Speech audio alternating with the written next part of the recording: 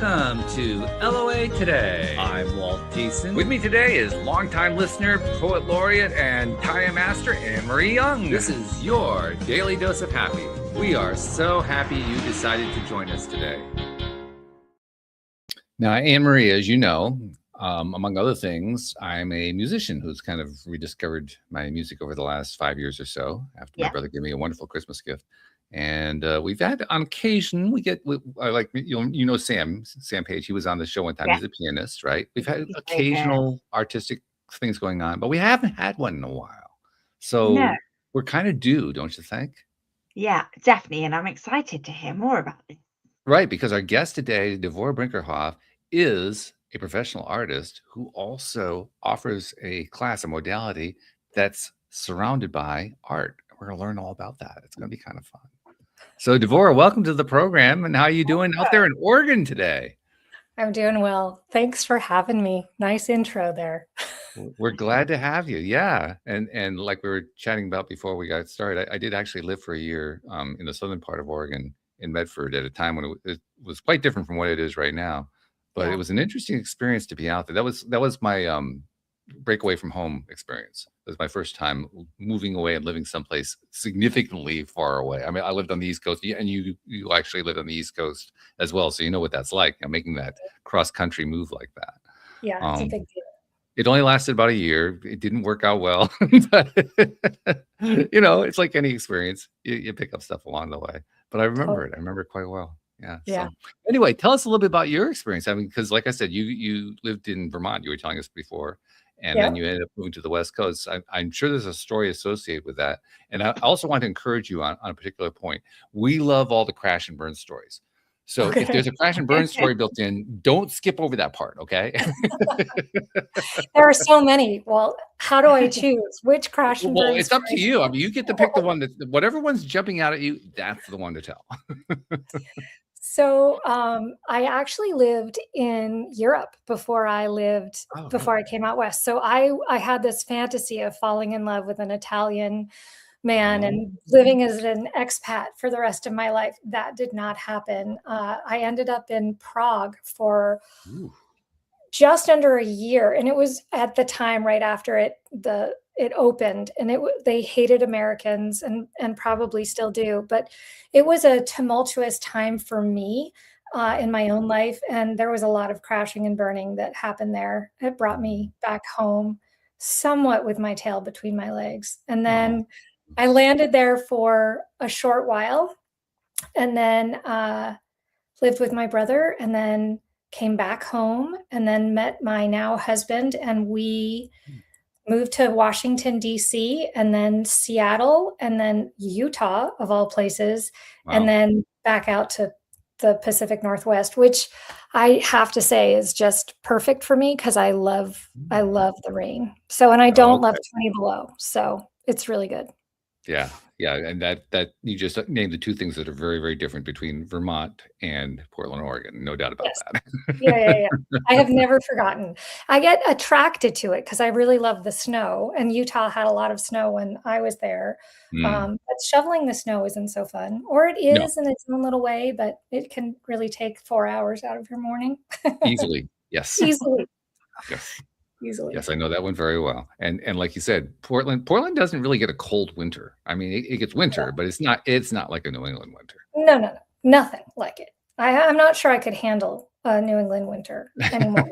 I've acclimated to it gets to be 32, and I'm like, wait a second, what's happening? Enough. We don't need any more than that, right? Yeah. So I'm very happy out here. Yeah, it's great. And how did you end up in the artistic realm? Because that's really the core of what we're going to be talking about today. That has been a part of me for as long as I can remember, being creative.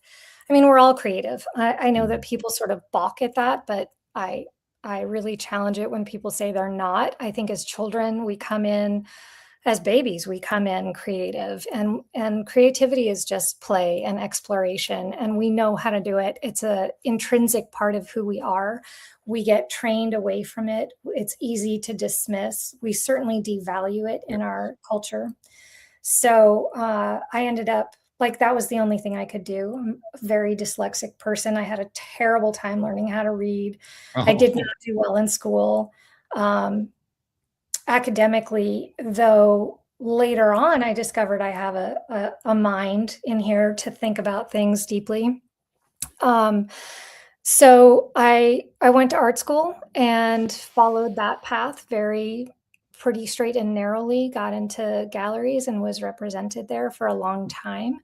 And then felt pretty like people are like, oh, you're so successful or you must be so happy. And I really wasn't happy. I felt like it was never enough. And what felt so more meaningful was engaging with people who felt something when they saw my work. And I started having much deeper conversations about what's going on in other people's lives. And my own life really took a sour turn, and creativity was always there to catch me. And so that is how it's become like a mission. Yeah. Yeah, I get that. Well, you're bringing to mind a story of my own from when I was in first grade. I had a first grade teacher who literally is so popular that today classmates of mine are still in touch with her. She's in her 80s right now, but they just love her. Oh. She had that kind of connection with everybody. And when my parents went in for the parent teacher conference, I did pretty well in school throughout all my years, and that started right in first grade.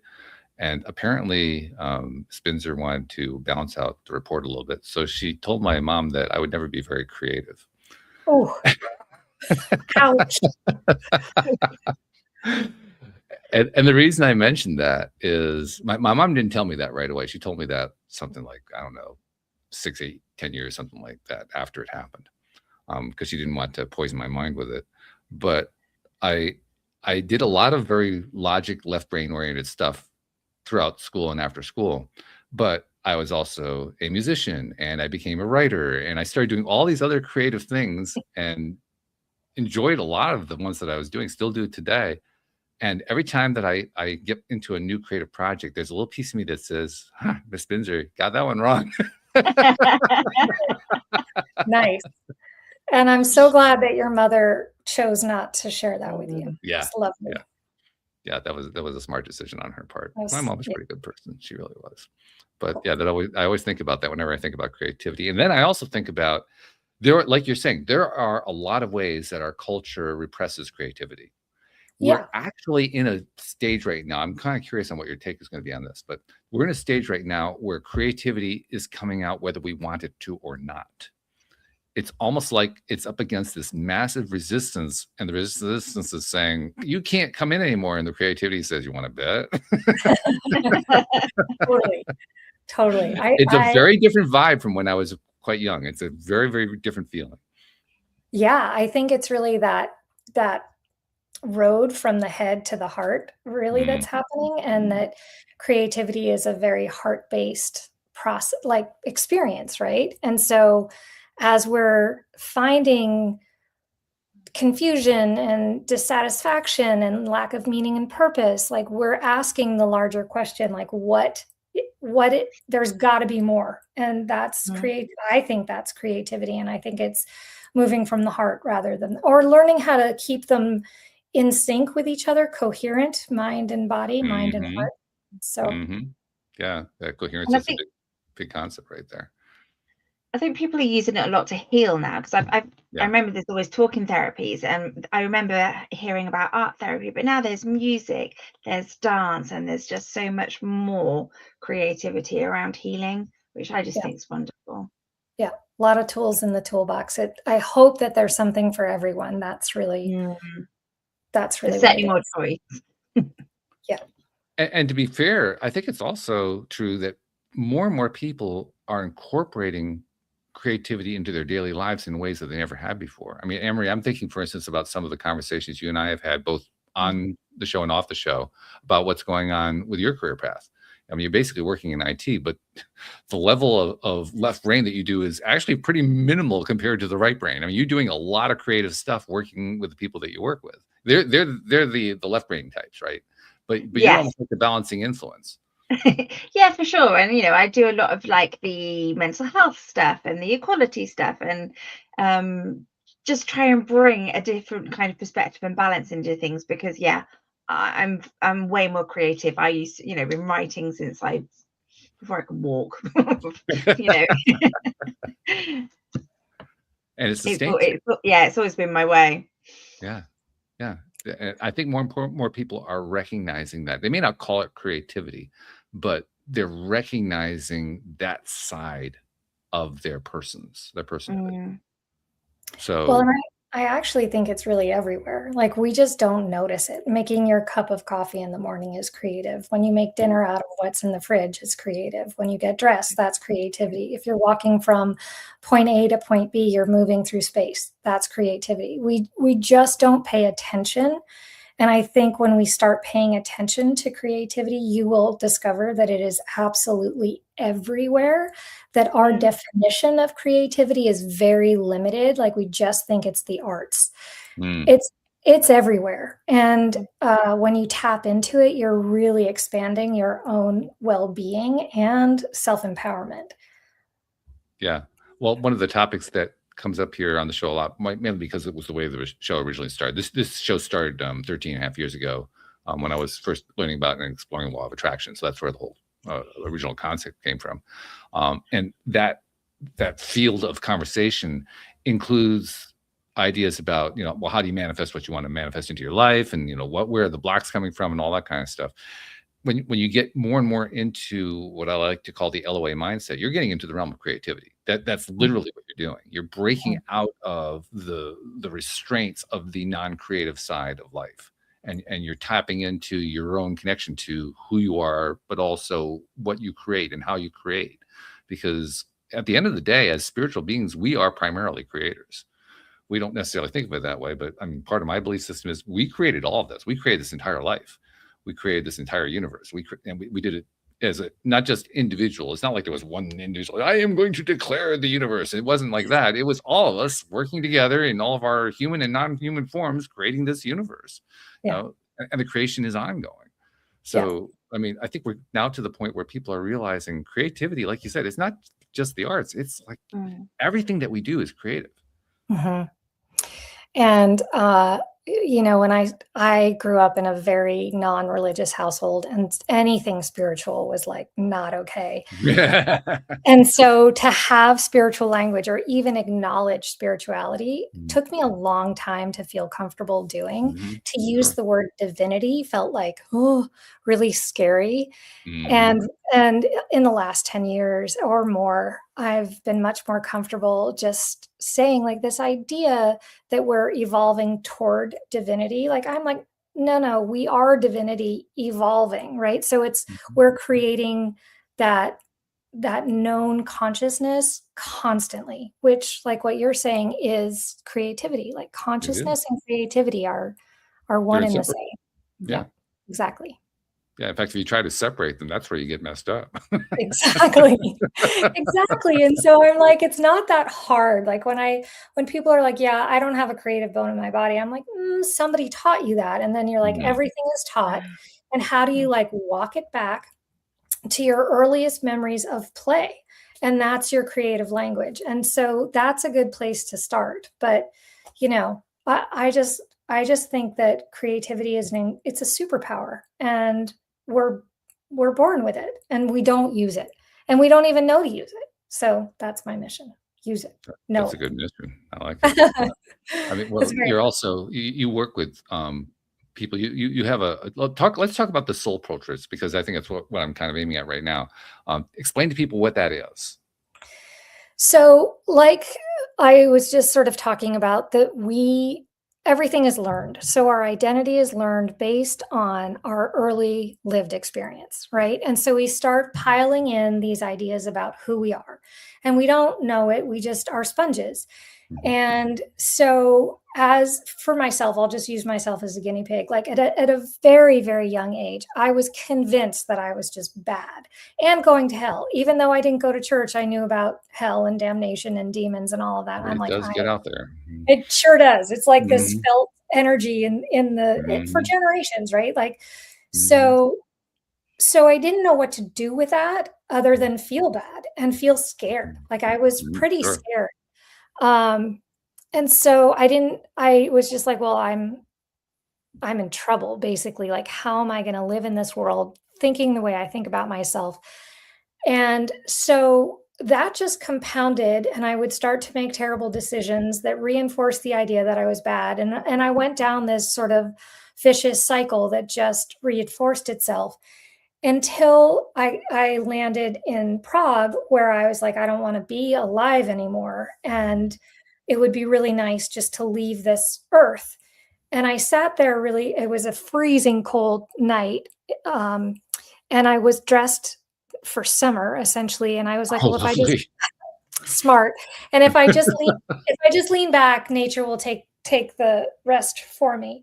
And there was something in me that was like, no, get up. And, this is back in the day with payphones, and I was miles outside of town, and all the public transportation was no longer running. And somehow I got back to a friend's house and they drove me back. But, and that started this, like, I need to start making different choices, and I need to really look at who I am. And that's a very scary thing to do because I was afraid of what I would find. So I only kind of half-assed did it enough to like get away from that squirrely feeling of, I don't know how to deal with who I am. Well, especially And if I don't know if it was the first time, but if it's the first time you're doing it, that's really scary. The very first time.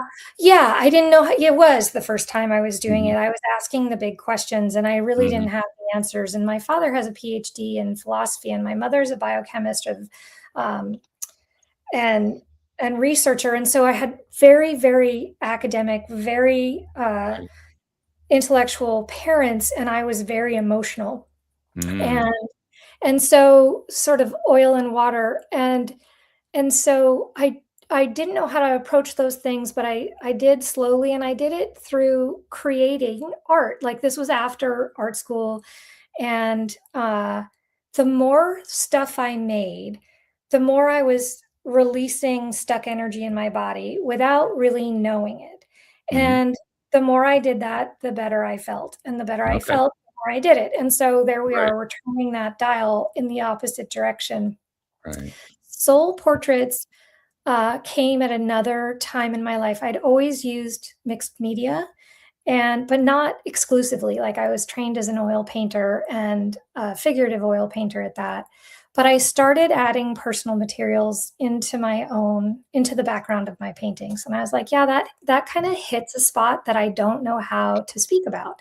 I'd been in therapy for years. The therapists are like, I could feel when I bumped up against a therapist's judgment or bias about things that they hadn't dealt with or weren't comfortable with. Oh, yeah. Right.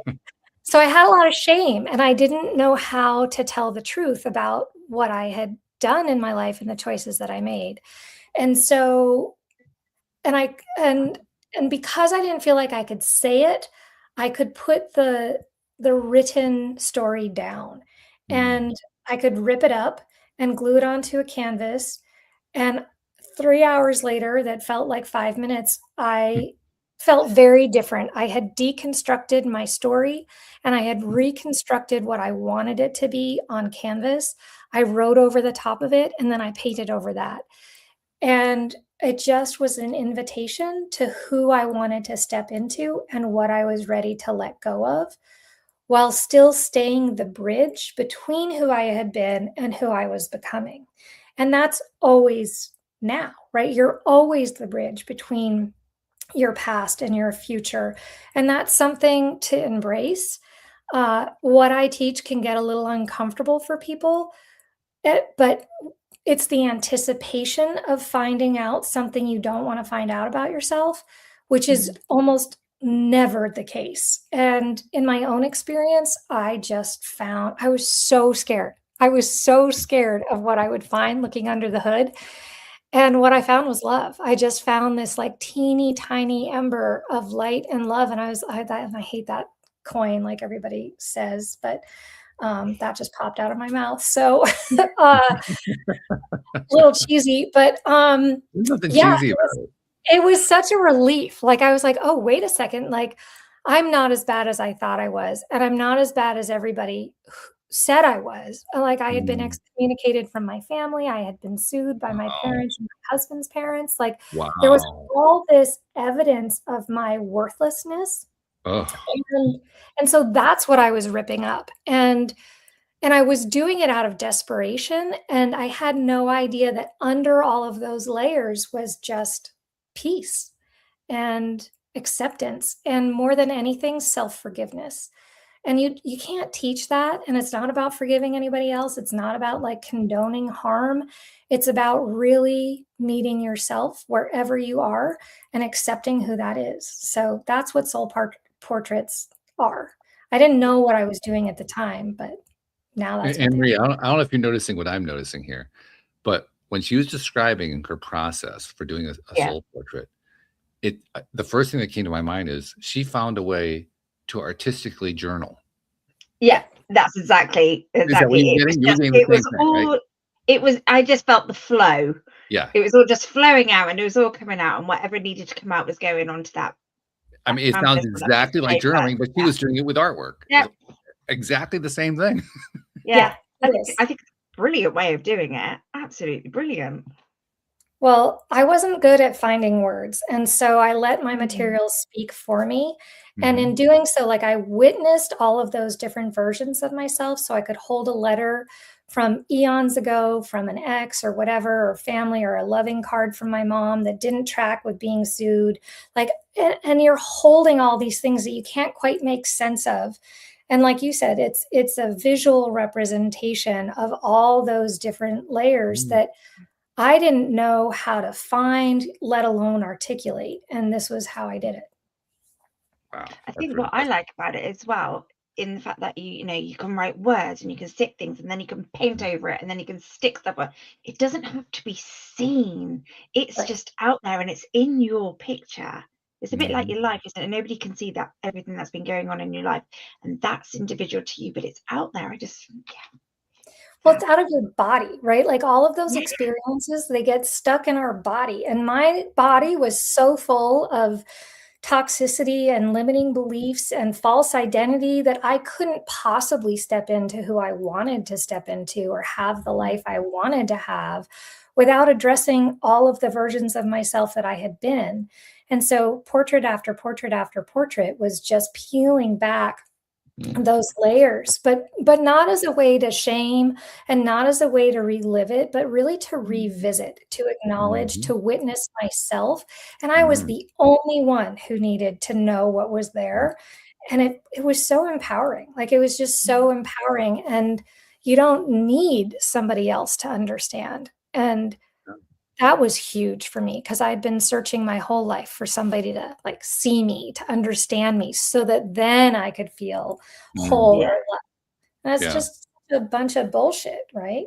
Yeah, but that's what you did. I mean, the way I understand journaling is about a combination of releasing and addressing the stuff that's important in your own life. Addressing for the purpose for releasing, perhaps, is the better way of saying it. And that nobody ever has to see it. You don't even have to read it yourself. You don't have to actually do anything with it. The whole purpose is just to go through the experience of getting it out there on paper as a way of just interacting with it and learning to feel good about it and all that kind of stuff. And you're doing the exact same thing. You did it kind of by feel. You felt your way to doing the exact same thing, but through your artistry, through your ability to create portraits and so forth. Which, for somebody like me who's like, has trouble drawing a stick figure, that's really impressive. You can draw stick figures. People do it all the time, and it's great. It doesn't matter what it looks like, because it's just the process. And the ripping up it's really fun. Like, people can get really afraid to rip up like a wedding photo after a divorce or part of their wedding dress or whatever. Like, there are so many stories, and people know, like, they just know. But they don't know that they know. And so when they realize that they already know, there's this click that happens where they're like, wait a second, I can do this. Like, I can do this. And therapy is great, and therapists help. And I'm not dissing on therapists. I married a therapist. But there's something really powerful about meeting yourself, and that I love. That's really good. By the way, I give you credit for my ex was also a therapist. I give you credit for because therapists are great to be married to, but they're a challenge. It's both. You get both sides of it. It's true. And you know as well as I did, the reason they became therapists is they were trying to figure out these things for themselves. That's why they did it, you know? Totally, totally. And so when there's that barrier and the authority of like, I know because I have a PhD, great. And there's all of this other stuff that exists underneath the surface that we don't know. And it comes out in journaling. It comes out when you're drawing your stick figure. It does not matter. It's not meant to be beautiful. It's meant to get out.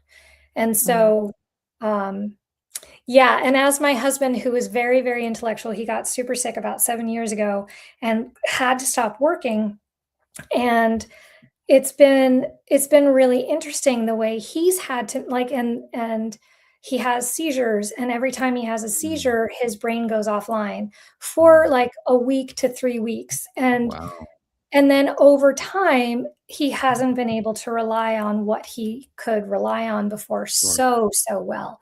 And what has been taken away from him is that cognitive ability, but then it turns on this other side of him that is like the most beautiful thing to watch unfold. It's scary sometimes and frustrating sometimes, but there's something, which is what I think you were saying in the very beginning, like creativity is like forcing itself into our lives. And if we're resisting it, it's like, nope, we're going to do all this stuff so that you're forced to enter into a different way, a different lens of moving through the world. I'm sure he did not want to do it the way he's had to go about doing it. But I'm curious, has he been able to make progress? Has he been able to embrace it? Or is he still kind of in a stuck mode? I think he has made huge progress embracing it. Like, and so he's a bit of an unusual human in the first place because he's a very sensitive and emotional person. It's part of why we like totally connected. And we could really see each other's stuff, but we were completely trauma bonded. So detangling that sort of a meshed way of partnership has been the biggest bonus of him getting sick. And it's just sort of a surrender. Like I have to be something else. So he is becoming that something else, which is extremely uncomfortable. But yes, I think he's doing an amazing job. And it could be a challenge for both of you. I mean, it's a good thing that you both apparently have that empathetic side, that deeply emotional side, which is really great for getting through. But still, that doesn't mean it's going to be easy. It just means that you have the ability to do it. Right. And there's an appearance of doing it too. Like there's an appearance of being emotional, but still keeping yourself separate from the emotion. And that's such a slippery slope. Go ahead, Anne-Marie. I didn't want No, I was just wondering, do you think it helped in the fact that, you went through your own thing, having to peel back those layers and not knowing what you were going to find? It's almost similar, just a different way of forcing it on you. And do you think that helped you in the relation of helping each other?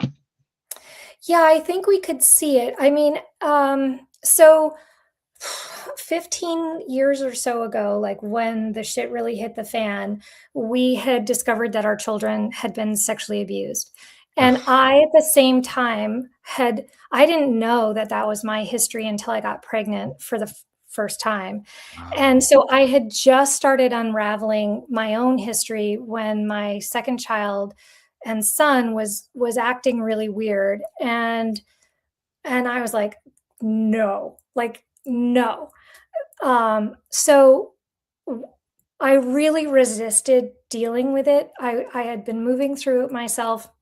And then I was thrown into the deep end with trying to give my kids a different experience of how to move through trauma in a way that allowed them to get it out of their body, while also being really afraid of it being in my body, right? It was a really weird thing to hold. And when we figured out who it was, and we had told my husband's family because we chose to live near them, it got so bad. Like there was a complete line drawn in the sand. Sexual abuse is definitely a taboo topic. and it was way too close to home. And so they went on the attack, which I get, right? I totally get. In the moment, that's what started the lawsuit and my letter of excommunication. And I was devastated, right? Like I did not know how to hold that kind of grief and loss. And that is when I finally ripped everything up. I had a lot to rip up at that point. And so, right, like those are really, I know what it's like to try and fly on the wings of grief like that while trying to keep your kids like happy and safe and give them some kind of normalcy. But we were existing in such a victim lens, and that was me, right? Like I was totally in the victim mindset, and that then got translated onto my kids in the most understandable way, but also pretty destructive. And so detangling that, and then my husband started having these uncontrollable seizures that are like terrifying. And so there was like trauma after trauma and victim after victim. And I was just like, this is everywhere. And how do we stop living like this? And I mean, that's a choice, right? And so I totally forget what your question was, and I went off on a tangent there. That's all right. That's what rabbit holes are for. You start off with one thing, and all of a sudden you're down. I have no idea where we were. Yeah. To be fair, I think you answered it. It was more about like, did your experience help you relate to your husband's experience? But it sounds like as a family, you went through, you rode those waves all together. Heartbreak was my point, is that there was so much heartbreak, and like, yes, so we could continue to see each other and support each other, but we weren't necessarily happy. And we had to come back and find a way to trust each other through the heartbreak. And we had to really address that differently. And we had very different ways of doing it. And mine was always in the studio. And for a long time, my husband was very stoic in that way. Even though he felt it, he didn't know how to be somebody who had any problems. Like he was very used to not having problems. Yeah, that's going to be a challenge right there, because anytime you're talking about sexual abuse, we're not even in problem land anymore. We're in an entirely different realm. Yeah, and it really distorts your lens, right? And so I really had to untangle that, and it made my life a living hell until I understood, like, why did I feel so, like, I felt like I was a 6-year-old girl walking home from school telling my older brother that I think I had a rotten apple in my stomach. And I had no idea, right? So in hindsight, I was trying to get at something, like I'm picking up leaves and he's collecting water chestnuts, and like it was so sweet. And but he doesn't know, we didn't know what we were doing, right? So life takes you on this crazy path, and untangling that is awesome. Like it is very empowering if you're willing to do it, right? If you're willing to look under the hood. Well, you're touching on what I think is probably the question of the era that we're in. Sure. Are you willing to deal with? Because there's a whole lot of people, I would say a significant majority of the people, who are not willing to look beneath the hood. They're not willing to deal with this stuff. They would much rather be in the pointing of the finger and the blame mode and all that kind of stuff. Sure. The last thing they want to do is actually admit that they have a role in the whole thing. And if you suggest to them that they do, watch out. And by the way, I like putting my finger in there. I like stirring up the bee's nest sometimes, so I get stung at times. It's all right. I'm used to that. But that's one of the ways that I really discover how prevalent it is. And yet, I think I can honestly say, compared to, say, when I was quite young, the amount of people who are open and who are considering experiences outside of their own experience in a way that says, I was never sexually abused, perhaps, but I can understand somebody else going through something like that. And maybe I can hardly even imagine it, but I can at least be empathetic to it. And then perhaps it points back to me in terms of not that I was abused or that I abused somebody, but it reminds me, well, what things do I have to work on? That's the kind of vibration I see. I see people being influenced by each other, and many people saying, okay, I'm going to embrace whatever this this trauma is, or whatever the situation is that I'm dealing with that I don't like, and I'm going to find a way to grow through it. And some are more successful than others. Some are less successful. I've encountered people who all they're wanting to do is the external stuff, and they don't really get very far. But boy, they try really hard to do the external stuff. And then I encounter people who also do the inner stuff, and they have even more interesting stories. Well, a lot of that has to do with doing a show like this. You get people that's what comes out of the show, right? You don't tend to get the abusers coming on. They don't really join the show. That's just not what they do. Well, but what if they were invited to? Like, I've sat across from a lot of people who have caused harm, sexual harm to their own children, and there is no black and white line. Like, in no way, shape, or form do I ever condone it. And like, why? There's so many reasons why. And part of talking to people who, like, there are people who are born attracted to children, and their first crush, whether it's at 9 or whatever, stays the age. And that's not something that they asked for. And it causes so much pain. But if they talk about it, they're demonized immediately. Yeah. And so, like, I don't have the solution to that. And I definitely don't want to see children harmed at all, ever, or anyone for that matter. Any vulnerability in there, I'm like, can we please eradicate? And we all cause harm, and we all receive harm. How do we deal with it is the question. How can we, like, really, what's the word? Integrate our experiences so that they don't come out sideways. And if we reject them, they will come out sideways. And so my whole thing is to lean in, to embrace it and accept it and forgive it. And how else? Because when I felt like the terrible person and I was making terrible choices and causing a lot of harm and damage, the worse I felt, the more damage I caused. And so we've got to stop it somewhere. And especially in this day and age, we have all these bumper stickers on Teslas that are like, I bought this car before I knew what an asshole he was, or whatever it is. And I'm like, this is so confusing to me, because, like, what is that bumper sticker saying? And when you demonize him, but you love the car, like, like, what is it serving? And we swing so far back around. I'm like, well, you're no better, right? It's no better. So, anyhow, there's my political 2 cents. But hey, we don't go too much into political, but what you're really touching on is actually quite poignant, because we do live in an era where we're challenged on beliefs and thoughts and experiences in ways we were never challenged before. I mean, you can say a lot of positives and negatives about the modern 21st century. One of the biggest positives is you're in Portland, I'm in Connecticut, she's in Swindon in the UK, and we're having a conversation like we're in each other's living room. I know, I love it. This is amazing. It is. It's so cool. But by the same token, it's also how we are being connected to each other in ways that it's very uncomfortable. I mean, you just described how you can have people who are both abusers and recipients of abuse having the same conversation at the same time. That wasn't even possible 50 years ago. That wasn't even on the table. And now it's happening. Now, is there trauma associated with it? Yeah, there's trauma associated with it. Totally. And it's challenging, but it's new. It's a new phenomenon.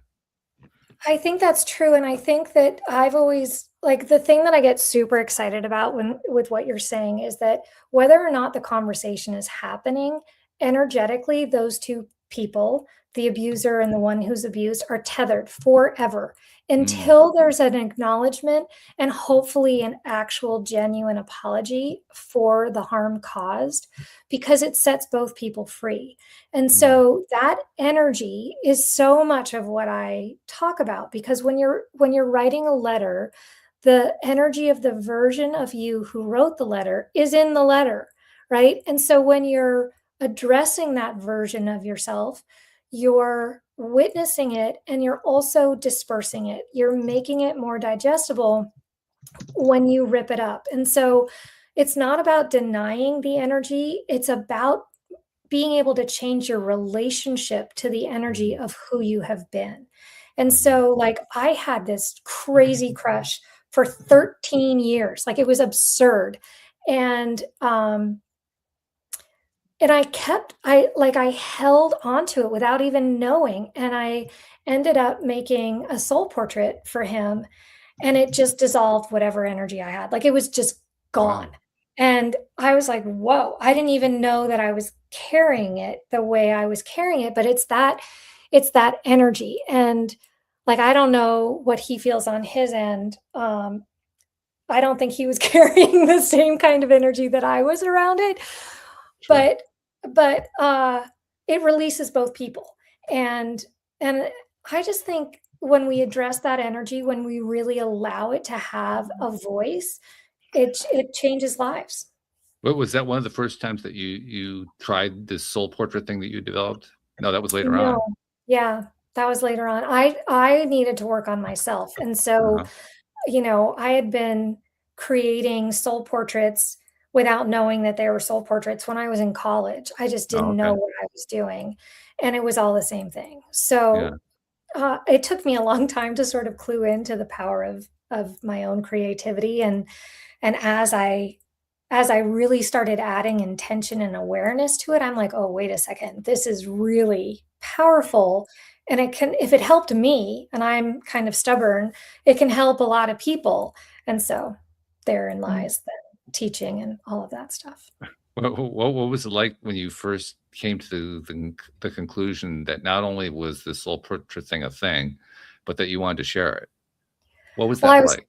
I was scared, right? Like, I had been living kind of in a cupboard my whole life. I'd let galleries deal with sales. I felt really uncomfortable talking in front of people. Like, I remember winning some award and I turned purple and I was so embarrassed. I turned like all my hair in front of my face and it was on television. I was just horrified.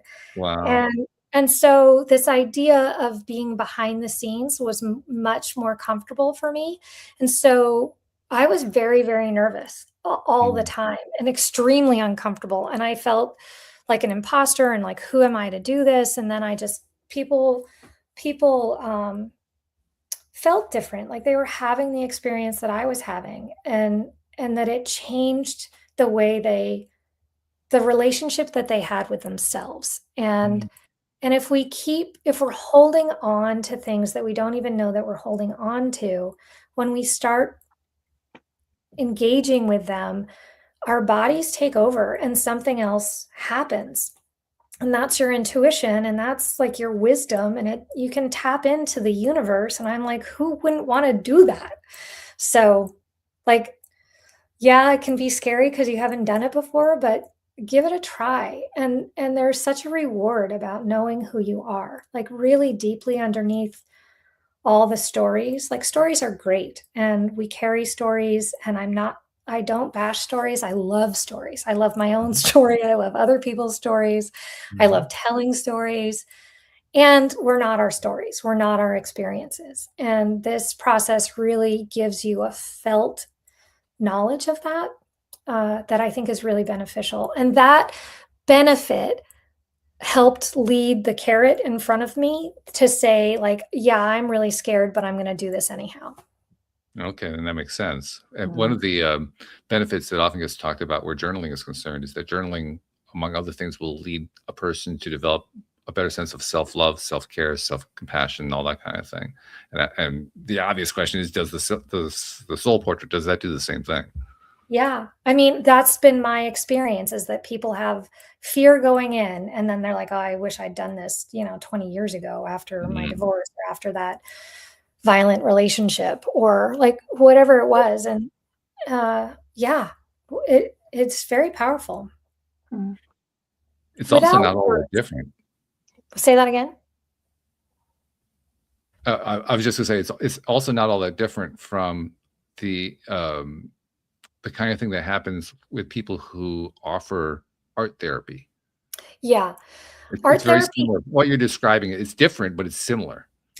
Yeah, it's very similar. When people go into art therapy, they're drawing and painting about like a cognitive, I think of it as more cognitive, even though they're drawing and Mhm, painting, it has mhm, this goal, like I'm going to draw about my childhood. mhm, And when people come in, they're taking materials from their childhood. Like, the mhm, materials do the work for you.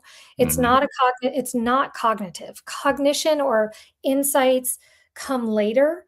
Afterwards, when people look at what they've made, they'll see something and they'll be like, holy cow, I had no, like, for example, my husband had a girlfriend in middle school, and like for 3 years at the end of middle school and into high school, who they were like, she had all these plans. They were going to go to Stanford. They were going to get married. I mean, they're young and totally in love with each other. Anyhow, there was energy there for my husband that was left over that he didn't really think about, but he was going over his materials. We were moving and he had like letters after letters after letters from her, and he was reading through them, revisiting them, and just realizing the kind of conditioning that he had fallen into about what it means to be the boyfriend and what it means to be like a man and what it means to be the supporter. And meanwhile, the suppression that was happening internally was pretty overwhelming. And he became more and more distant from himself. And as he was going through all of this stuff and just thinking about how he learned about relationships and his parents' relationships, like it's so layered.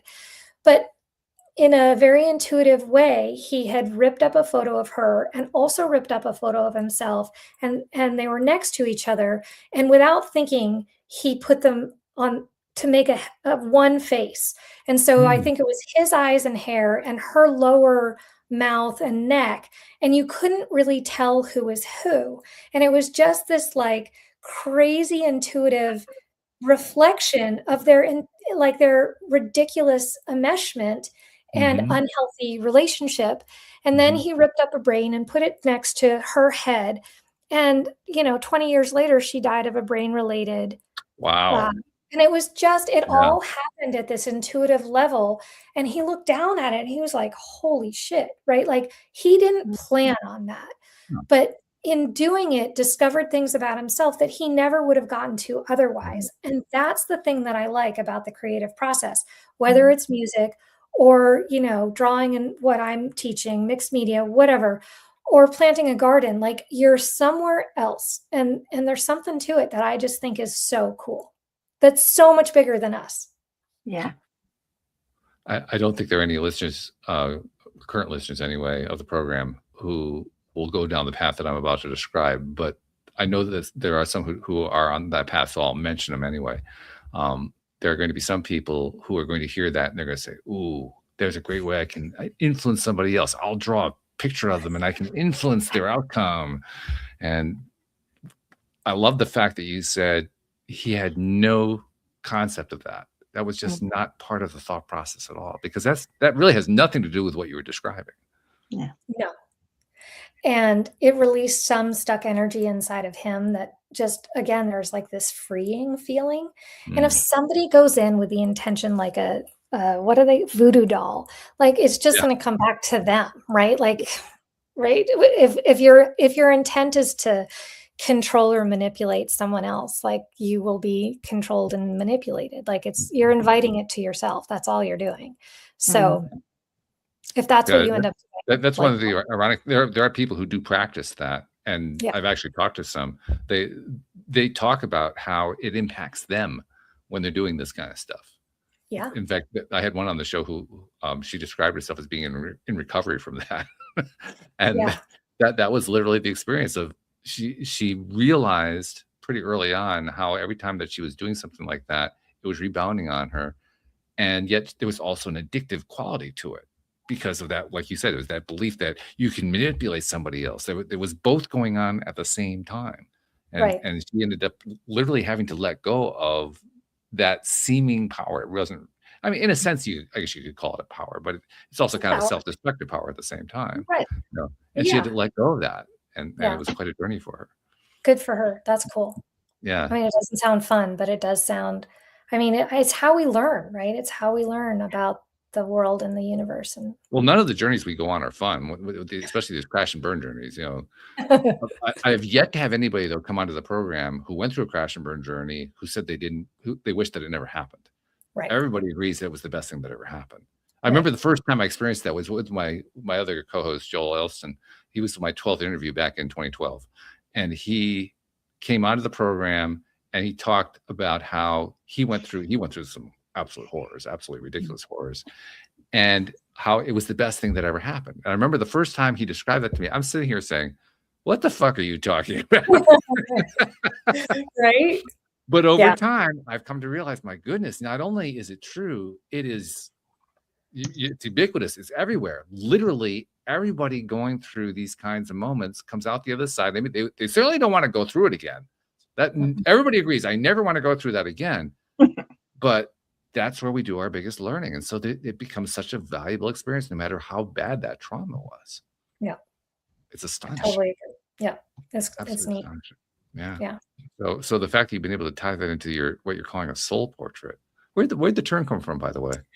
Well, I just think that, so for me, it was really about we get so covered over, right? We're disconnected from our soul in this world that we currently live in. And so how do we peel back all those layers and reconnect with our essence, soul, essence, power, divinity, whatever you want to call it? So the portraits themselves aren't soul portraits. It's more like a person portrait. And our soul is our soul is guiding us in terms, if we let it, right? And again, you have to allow for that, for yourself to stop thinking about it and trust that inner knowing, that inner wisdom, it's like an addiction. Once you start doing that, it's hard to stop. It feels too good. You offer a program. I mean, you guide people through this activity, right? Yeah, I do. So I have a digital course that I offer.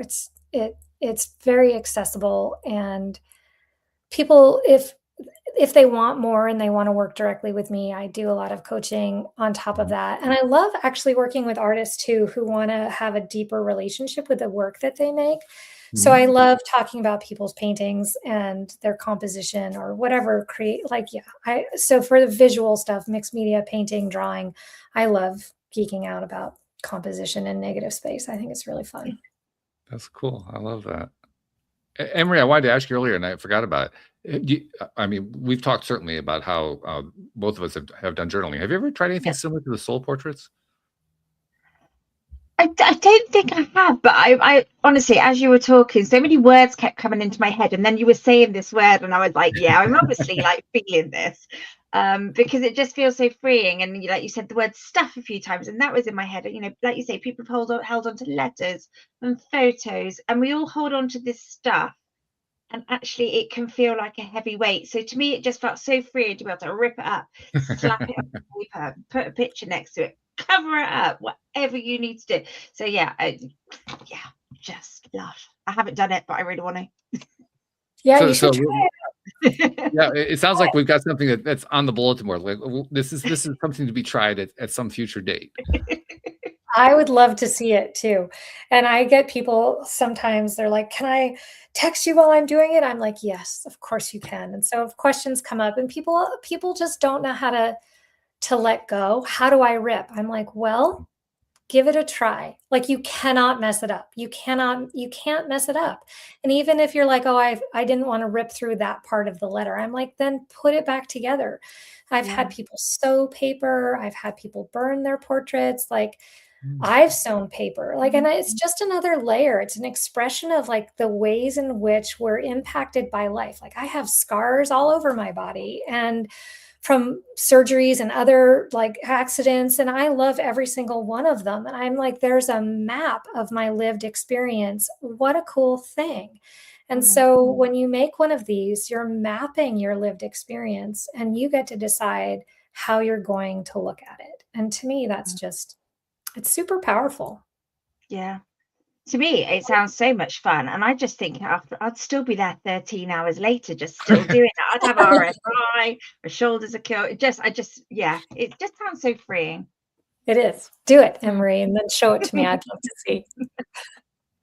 Well, since you're so open to the idea of people showing stuff to you, we should probably give people an idea how to reach you. Otherwise, it's kind of hard to show it to you. Sure. Like, I'm on Instagram and Facebook, and my name, Devorah Brinckerhoff, or Soul Portraits will get you to me. And I have a website, soulportrait.art, and free activities. There's an inner voice exercise that people can start with. And Yeah, I just want people to tap back into their creativity. They don't need me. If they want me, they can have access to me. If they don't, that's totally fine. They can do it on their own. By the way, I love the fact that you got a .art top level domain. That's pretty cool. Right. Yeah, that was fun to get and easy. So I was like, okay, that worked. I didn't even know art was a top level domain. So that's good to know. I didn't know it either. I didn't know. I think my husband got it. So kudos to him. He's good. That's wonderful. Yeah. We have a couple of little traditions we like to do here. First and foremost was, well, thank you for joining us and also for sharing how to reach out to you.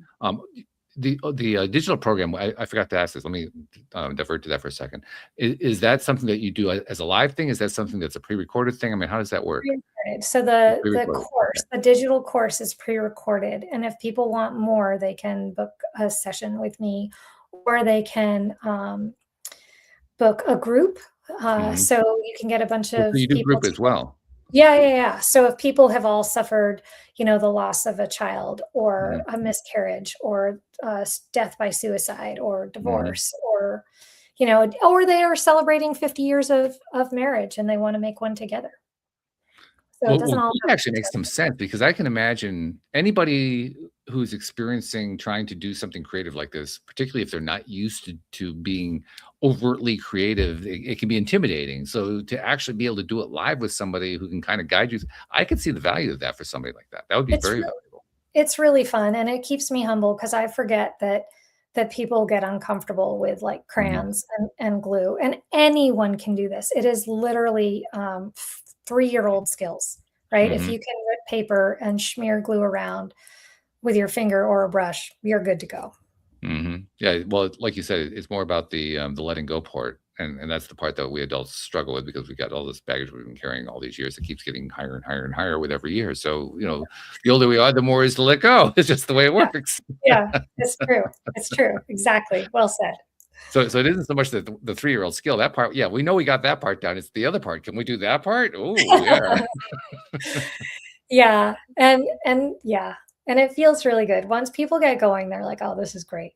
So getting back to our 2 traditions, first one, I like to always have Anne-Marie give us a little summary of how she ties the show together, because she's not only is she a co-host, she's also a former listener. And so she brings the listener perspective. That's why I like having her do this, because she has this really cool perspective. So Anne-Marie, what you been thinking about? I've loved this. This is such a story of power, isn't it? You've had your time in Prague where you're at your lowest, and then you come home with your tail between the legs, you said, and you've just tried to pick yourself back up. And I got really empathic when you were on about like your children and the abuse that they suffered, and the mama bear in me was just like having your kids abused. You lost your support network, your family at the same time, and dealing with stuff yourself, but you preserved your peace in that whole thing, and you worked through it, and you worked on those triggers, and you did that to support your family and change the projection of your future. So I just loved that whole power bit. And then the nuggets that I took from that was, remember, you're not as bad as the thoughts in your head tell you are. Brilliant, because we're never as bad as this critical voice that we can get. Oh yeah. Change the relationship to your experiences to something that you can peacefully live with. Brilliant, because it's all about perception, isn't it? It's all about, you can deem this as bad, or is this a learning experience, or where is the beauty in this, or what can I deal with to make myself go forward? And then, are you willing to look beneath the hood? It's nice to know the things you said actually came through and registered and made a difference. Yes. And I'm like, but believe me, I was not, and still am not perfect. Like I made so many mistakes, and during that time too, right? Like if I could go back and change how I handled things, I would. Of course, but that's the beauty of it. That's the beauty of life, isn't it? Because nobody's perfect. Yeah. And you've been through all this, you've made your mistakes, you've had your messy bit, you've been through hard stuff, and you create beautiful art out of it. Yeah. Yeah, I actually don't consider myself to have had a good day unless I made at least one, preferably 10 or 20 mistakes during the day. I just wasn't even trying. Touché, guys. That's a good point, right? Yeah. One final thing I like to do with every show here, and somehow this seems particularly poignant with you today. I've been doing this now for a few years, but this one really seems poignant, because coming onto a podcast and talking about how you went through sexual abuse and how your children went through sexual abuse, that's hard to do. That's just plain hard to do. And you do it effortlessly. Well, I'm sure it's not effortless, but you make it look effortless. Let's put it that way. So I want to give you a lot of credit for that. But beyond that, you have, well, everybody who comes onto the show in one way or another is a giver more than a taker. That's just the nature of it. That's the nature of who's going to be a guest. And as a result, I'm sure this is the only podcast you've ever done. I'm sure you've done other podcasts. I'm sure you have other ways. You mentioned the Instagram. You mentioned the various ways that you do it through the social media. That's just become a part of how you do things. In the process of doing that, you are reaching people many times who you have no idea how they're going to use the information, but you keep doing it, which is one of the wonderful things about givers. And they keep giving no matter what. I noticed that we don't get a lot of credit for that. So that's why I like to wrap it up this way by saying, Devorah, on behalf of those people you've never met and you've never seen and never will meet, never will see, who you've been helping in ways you didn't even know about, just because you're telling your story, you're sharing your experience, you're encouraging them to try something that they probably never even heard of before, and you just keep doing that over and over again. You're helping people in ways you don't even know about. On their behalf, thank you for what you're doing, because you are making a difference in this world. Yes. Thanks, Will. I really hope so. Yeah, you definitely are. You can count on it. It's 100% guaranteed. Yeah. So thank you very much. Thank you to our podcast listeners everywhere. We will see you all next time here on LOA Today. Goodbye, everybody.